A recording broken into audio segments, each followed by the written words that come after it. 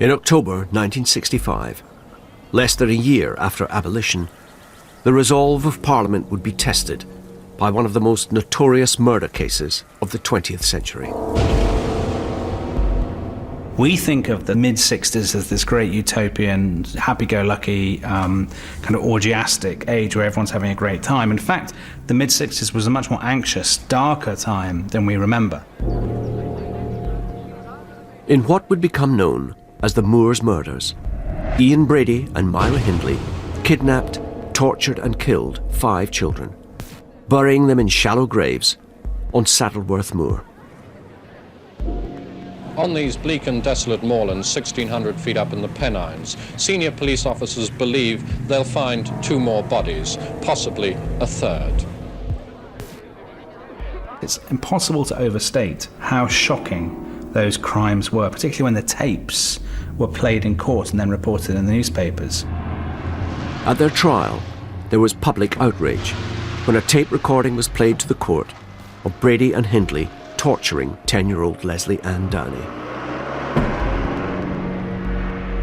And that means that within a year of the suspension of the death penalty, you have newspaper columnists, and particularly kind of, people in the pub, people on street corners and whatnot, calling for the death penalty to be brought back, because there are kind of 2 people who to people in the 1960s seem ideal candidates for the hangman's noose. It's Brady and Hindley. The overwhelming majority wanted to see Brady and Hindley hang for their crimes.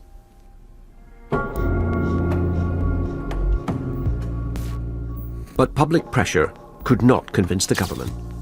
Brady and Hindley were both sentenced to life imprisonment. A life sentence for murder was now mandatory following the suspension of the death penalty in 1965. The mandatory life sentence was brought in as a condition of abolishing the death penalty. Those who opposed abolition were told by those who advocated it and who in the end prevailed that they would always be safeguarded because there would be this mandatory life sentence. The mandatory life sentence was aimed at extending the amount of time a convicted murderer could be imprisoned for. In the days of capital punishment, those reprieved, and that was the majority of murderers who were reprieved, served sentences considerably lower than they would serve today, despite the media thinking we are soft on crime. Craig, who couldn't be sentenced to the hangman because of his age when Bentley was executed, served 11 or 12 years for the shooting of a police officer. Now, even as a 16-year-old, he would probably serve a minimum of 25, so sentence doubled. In fact, under today's tariff system, some prisoners serving life sentences are eligible for early parole.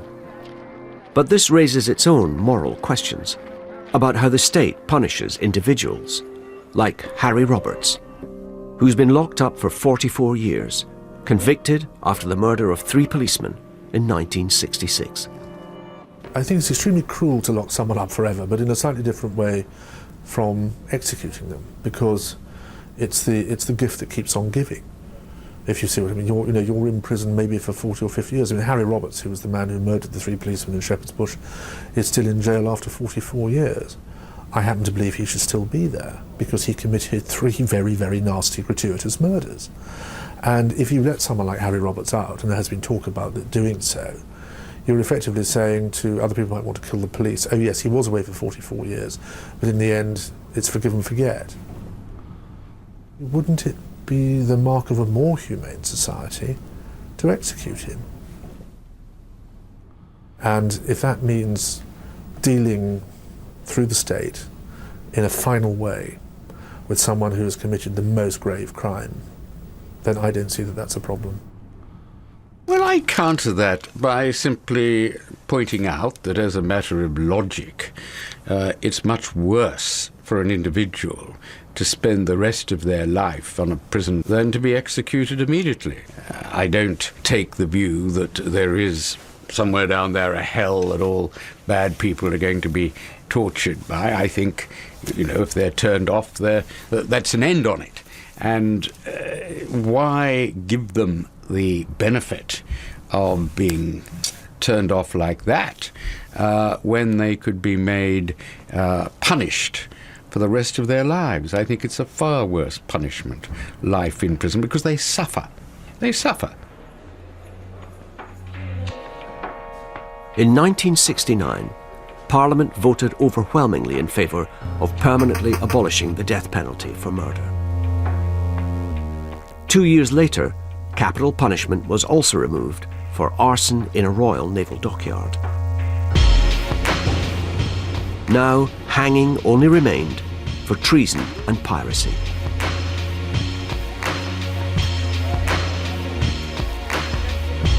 Britain's new position was soon followed by other Western countries, like France and Spain, which through the 1970s would also stop using the death penalty. Even the USA, which hadn't executed anyone since 1967, suspended capital punishment in 1972. In America, the instrument for the temporary abolition of the death penalty was not Congress, it was the Supreme Court, the one part of the government of America which is not susceptible to re-election. It was that body that actually declared that at least the process of executions in America was unconstitutional. The Supreme Court's decision infuriated the majority of Americans.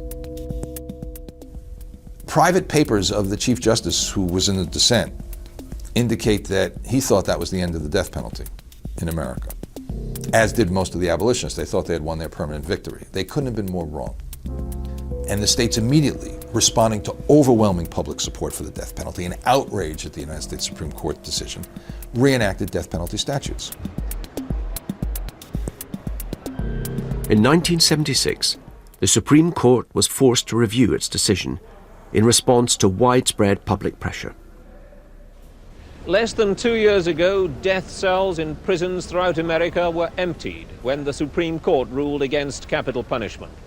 The court decided that it was unconstitutional because it was a cruel and unusual form of punishment, in the sense that it was so arbitrary. Some people would be sentenced to death and others merely to a term of imprisonment for the same offence. Now, though, the court is having to think again, and while it's doing so, death rows throughout the country are filling up again. The Supreme Court voted to reinstate capital punishment. And in 1977, Gary Gilmore became the first person to be executed in the US for 10 years. Gilmore eventually insisted that the state of Utah put him to death. So he was the first of many volunteers from death row, basically people who could save their own lives by continuing to appeal and to have their cases reviewed and have their cases delayed. He took the opposite path. He volunteered. The state of Utah put him to death, and from that day onwards, the execution pattern began once again in the USA. Very slowly at first. In 1977 there was only 2, and then in the early 1980s there were a handful each year. But by the end of the 1990s, there was almost 100 people being put to death each year. Gilmore was executed by a firing squad in Utah. Since then, other US states have chosen to use the gas chamber or lethal injection to carry out death sentences.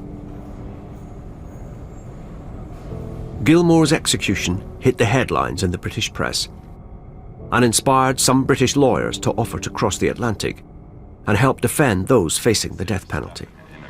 And the effectiveness claim would win. Through the 1980s, British lawyers like Clive Stafford Smith took up cases that challenged America's right to execute.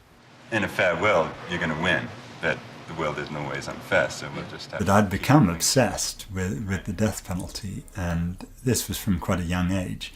You know, I was very young when I was writing something about it. I was like 16 in school. And I thought it was a history paper. I thought the death penalty was history. And when I discovered that the Americans were still killing each other, I was really shocked.